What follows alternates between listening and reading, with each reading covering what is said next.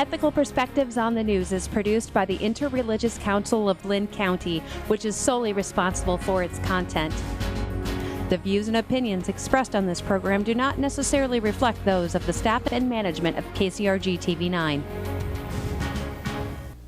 Good morning and welcome to Ethical Perspectives on the News. My name is Alan Diehl. I currently serve on the board of the Interreligious Council of Lynn County, and I'm also the vice president of the Humanists of Lynn County. On this morning's show, we'll be discussing the question, should the Bible be taught in public schools? Here to discuss this very important question with us this morning, I have three distinguished guests. If you could each just take a few seconds to introduce yourself, tell us a little bit of why this subject is important to you, and we'll jump right into the question this morning.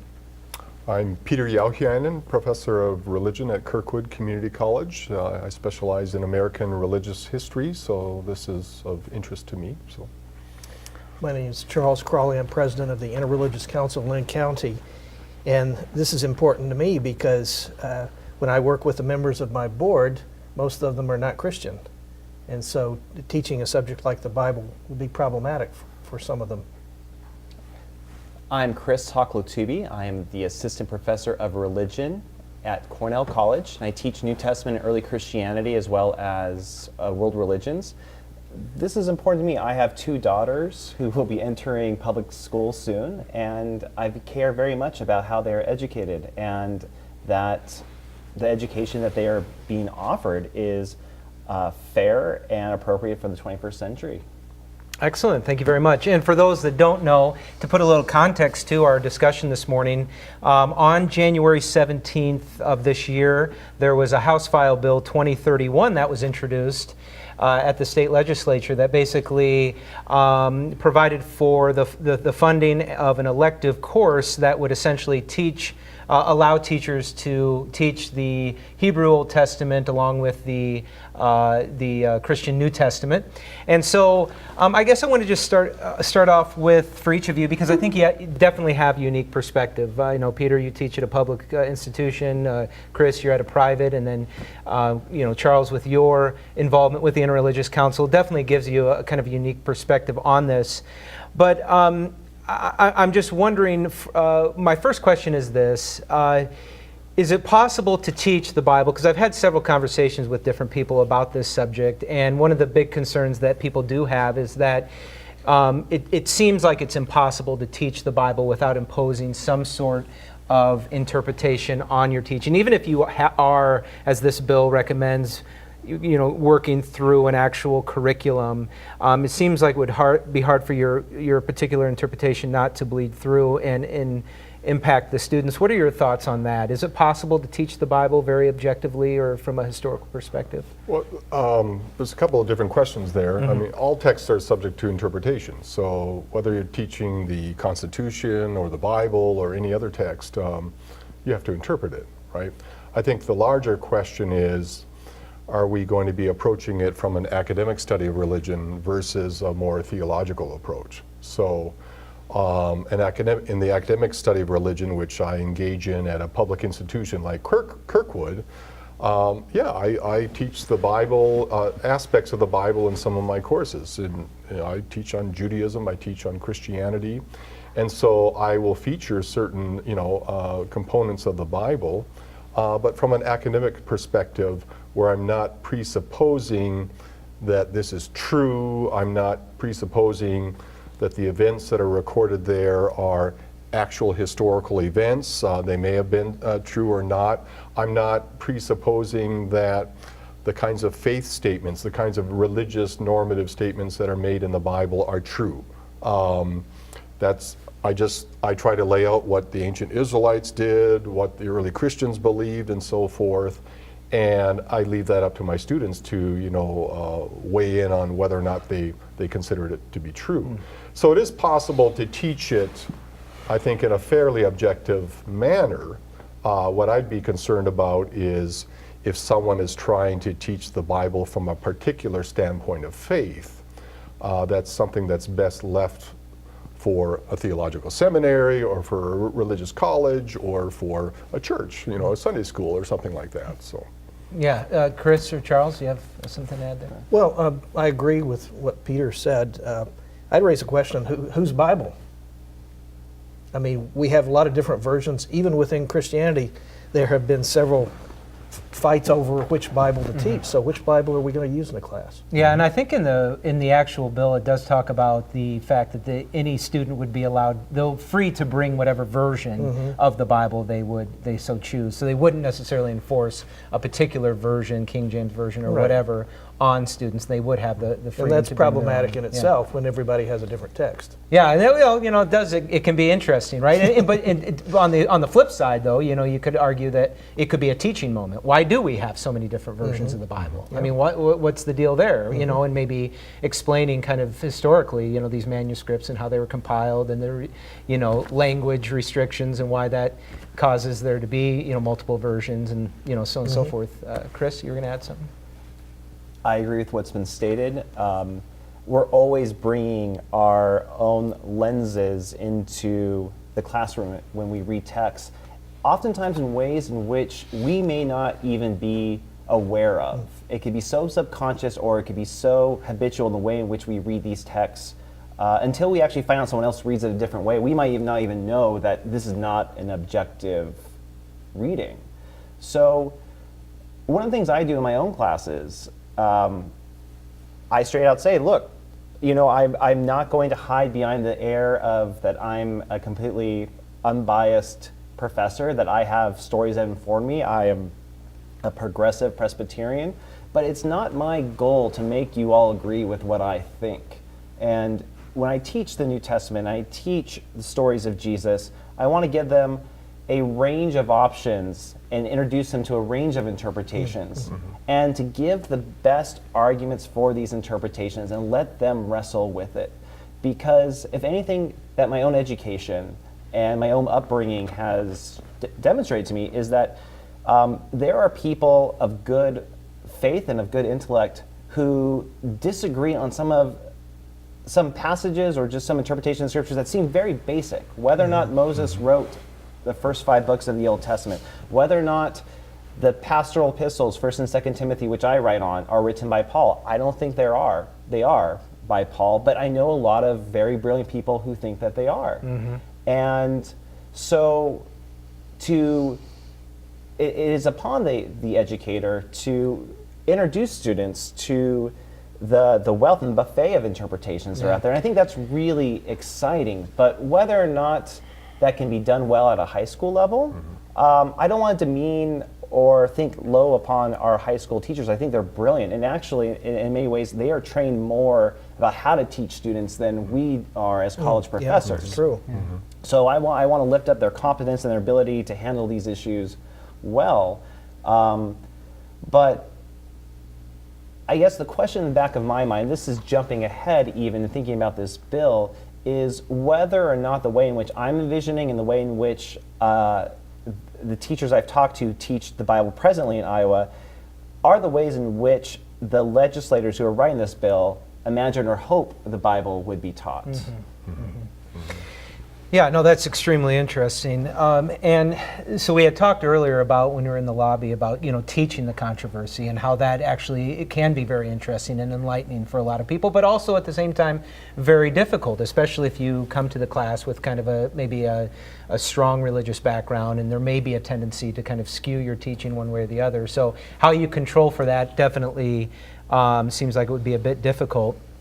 Now, Charles, I think you had written into the Gazette recently and kind of, staked out your position when it came to whether the Bible should be taught in public schools. Could you just kind of really quickly, I know one of the things you had mentioned was that you felt like this would, with hundreds of churches, Christian churches specifically in our community, like this would be, this is best reserved for them. They're already a resource there. Why do we need to have this brought into the public school system? Well, yeah, as president of the Interreligious Council, I'm very sensitive to the fact that our minority religions in Iowa are really minority.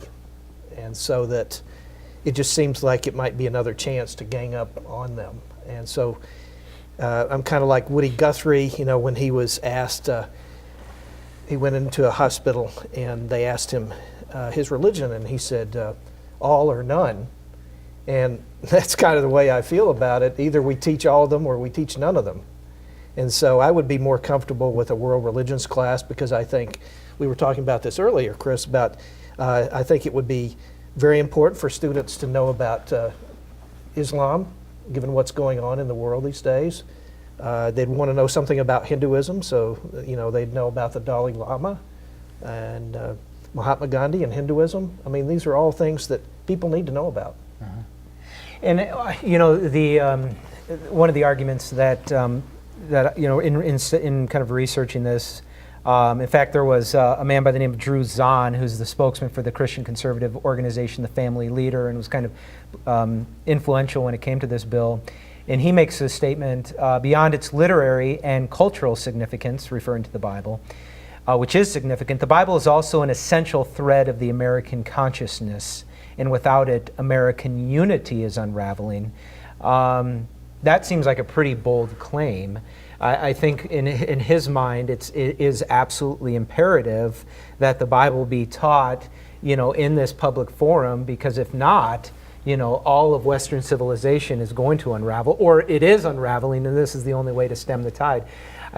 Do you agree with that statement? Does it track to reality? Well, I think it's a pretty grandiose, simplistic statement.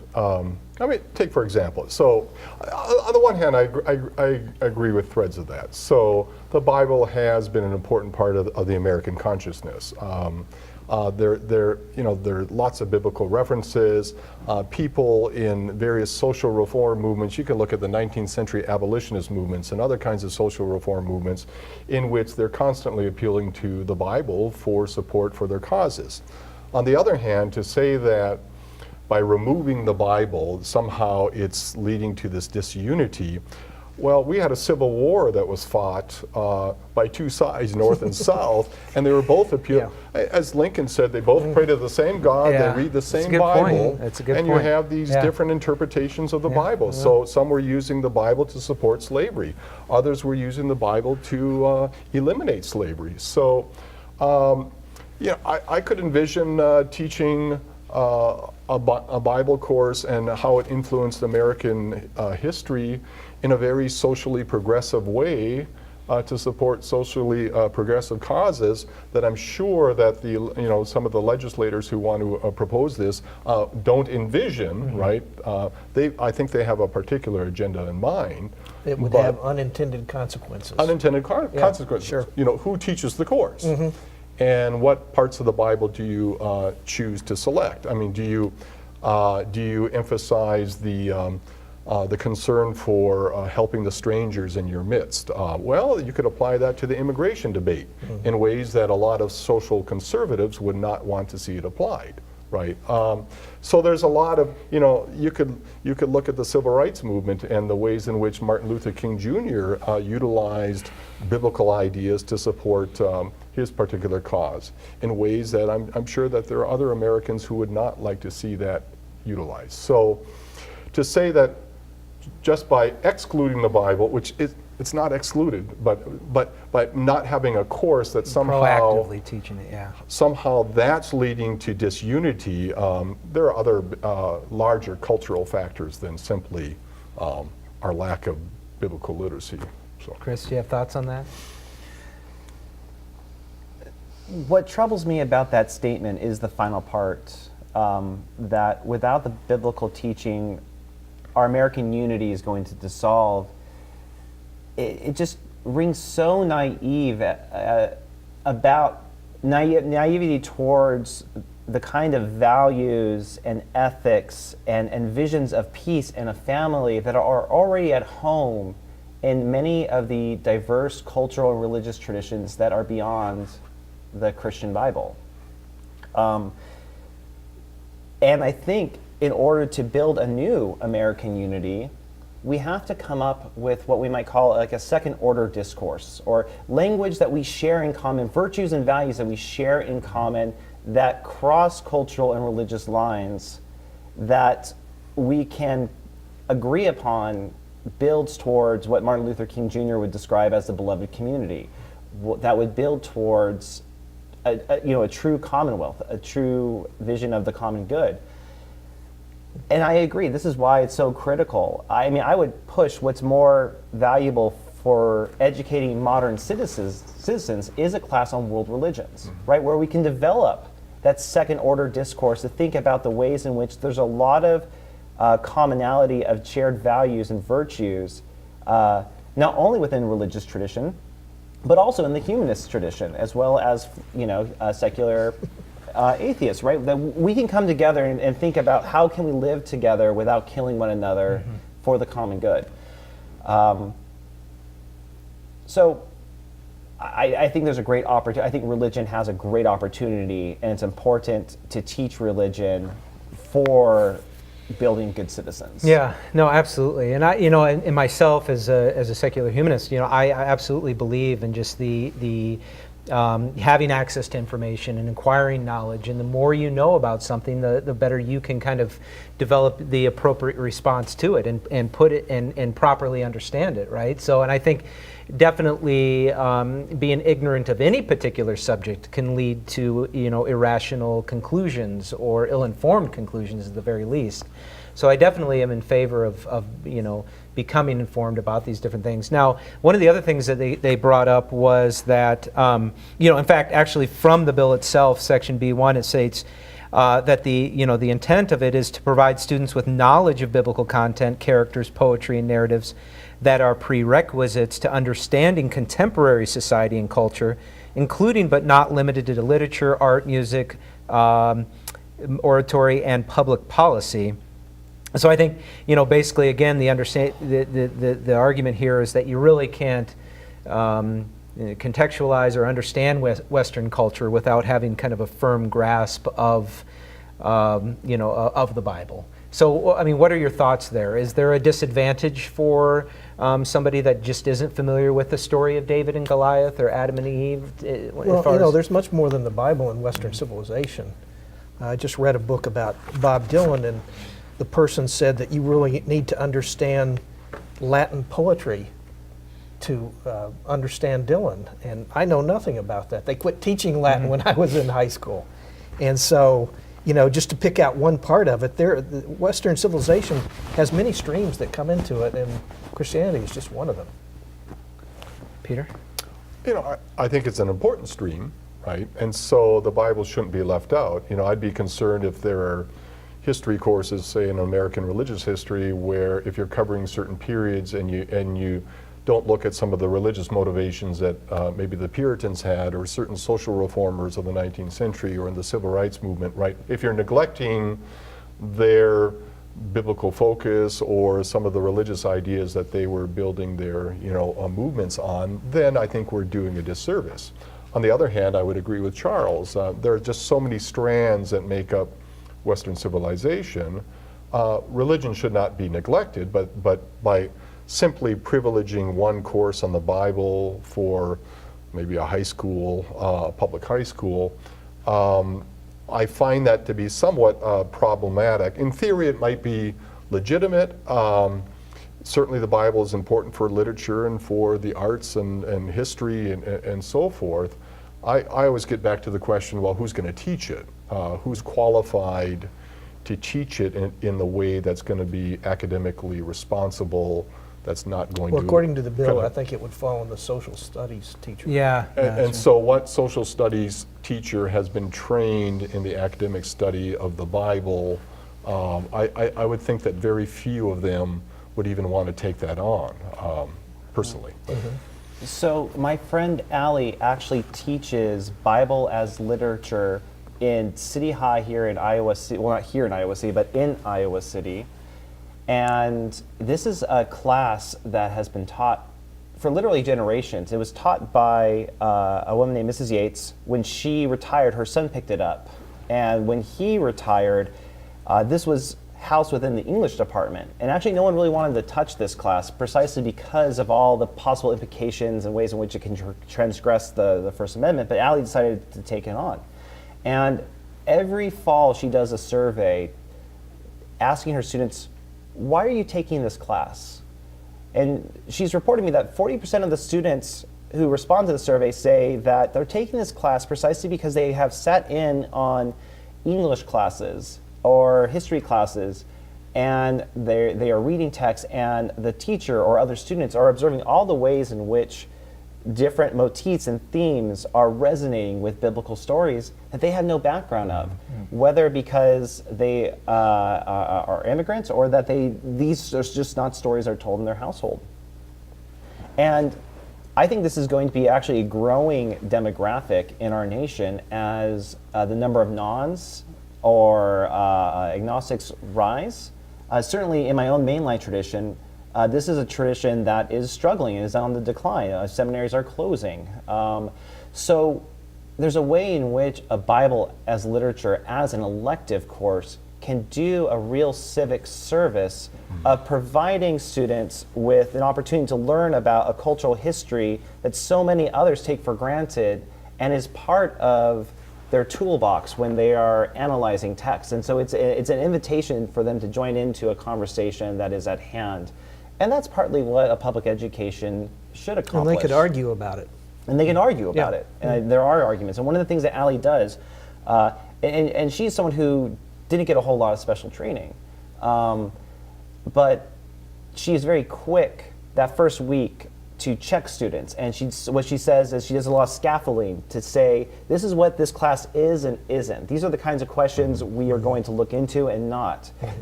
If you want to learn more about who Cain married, talk to your rabbi, talk to your pastor, right?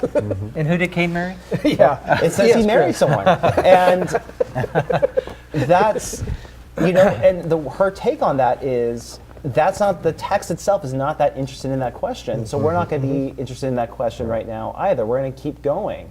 And at the end of her class, or midway in her class, she gives a list of movies and literature for her students to read for the first time or reread.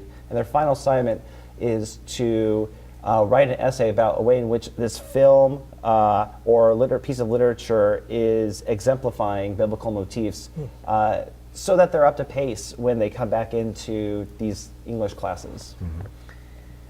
Well, if we could just multiply her. Yeah, interesting. So, no, and that's a decent argument. I mean, I think, and it's already been somewhat mentioned already, that there's kind of a fear that kind of the slippery slope argument, right? Of, well, we allow the Bible to be taught here. There's going to be kind of this gravitation towards, the Bible is the foundation of our country, and that kids that aren't Christian will be bullied at school, or there will be this kind of, and so the bill does actually have language that says, a course offered and taught in accordance with this subsection shall not endorse, favor, promote, or disfavor, or be hostile toward any particular religion, faith, or non-religious perspective. Charles, in your mind, because I know you're kind of against this bill, but is this language for you satisfactory? Does this go far enough? Does this allay your concerns, or do you think that there is still a major concern that by introducing something like this, there is this passive endorsement upon on the part of could we teach the Quran? Yeah. I mean, so many people are ignorant of the Quran. I mean, don't even know what's in it. The stories, there are stories in the Quran that are in the Old Testament and the New Testament. And it's quite interesting. So why don't we have one on that as well? Yeah, so I think your argument is that, you've said it already, that either you teach all the holy books or you teach none of the holy books. All or none. Yeah, and the counter argument, of course, is that it's nearly impossible to do that, right? Okay, And then don't do it. Yeah. Well, but then the counter argument could be that, well, the Bible's played a greater role in Western civilization than the Quran. So, or it's played a greater role in U.S. history than the Quran. So, I could see that counterpoint where, obviously, if you're going to teach a history of Egypt, you might include more of the Quran. That's precisely Representative Wheeler's response. But then the counter response is, well, there are also other reasons why we need to read the Quran. If we are going to raise intelligent citizens who can think critically about modern politics and think critically about what's happening on a global sphere, you need to have some knowledge of the Quran. So one justification for reading a religious text is talking about its influence on Western literature that's read in the United States. But there's a whole host of other reasons why we should read the Quran, and that why the Quran should be an acceptable elective as well. Yeah, and we just have a few minutes left, and I think, kind of underlying all of this, and we just dabbled around, kind of touched on it a little bit, was just this idea of separation of church and state, right? Like there is this, we're crossing over into something here. This is the, do we feel like this has in some way, if a bill, do we feel like it is endorsing, or is the local government, the state government, are we violating some freedom of religion clause here, or separation of church and state? Well, there's the potential. It's all depends on how it's taught. So this young woman this woman in Iowa City who teaches, I don't think that she's violating the separation of church and state.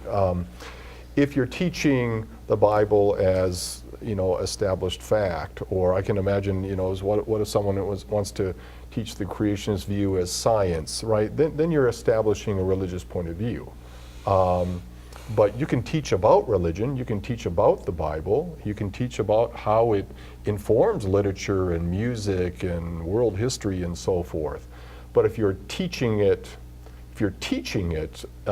in order to get people to conform, or if you're teaching it as some sort of normative truth, then that's where it gets to be problematic.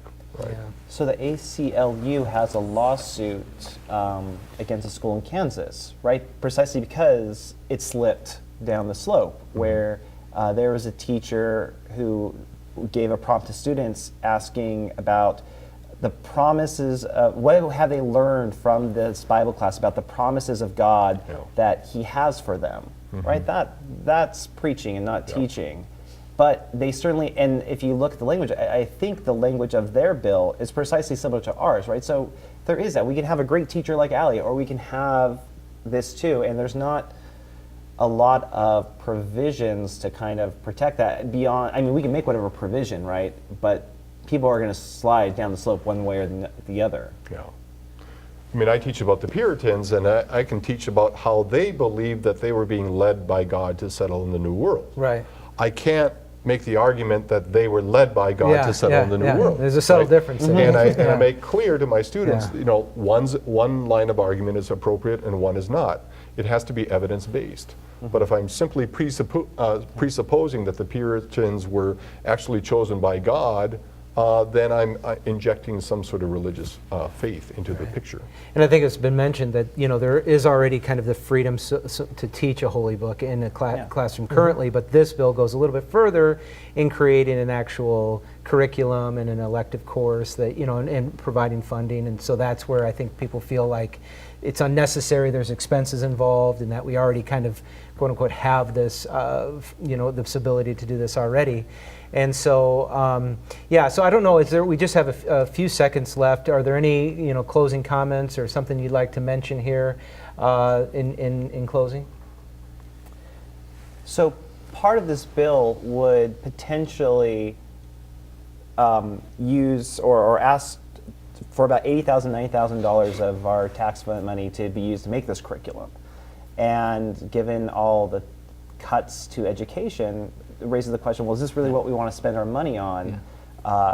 Another route is Allie's route. They have a curriculum that is made, it's free, and the primary source is the Bible itself that she teaches through, not some of these other textbooks. And we haven't talked about textbooks, but the two major textbooks that are out there, one's actually okay, but the other one is actually not very great. And so we're opening up a whole other host of issues. Excellent. Well, I appreciate it. It's been thank you very much, Chris. It's been a great show this morning. I hope you've enjoyed it. We hope you join us again next week. Thank you. Take care.